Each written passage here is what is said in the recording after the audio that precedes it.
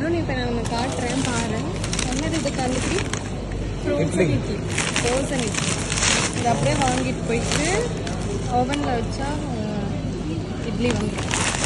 அப்படியே ஃப்ரோசன் இடியாப்பம் இருக்குது. இதையும் அப்படியே ஸ்டீம் பண்ண வாங்கிட்டு போயிட்டு இடியாப்பம் ரெடி. இது என்னன்னு கண்டுபிடி பார்ப்போம்.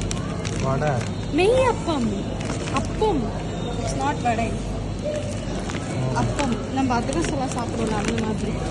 இங்கே பாருங்க பனியார். பனியார் ஸ்வீட் பனியாரம் ஃப்ரோசன். இன்னொரு இன்ட்ரெஸ்டிங்கான விஷயம் பார்த்தேன். எஸ் மசால் வடை.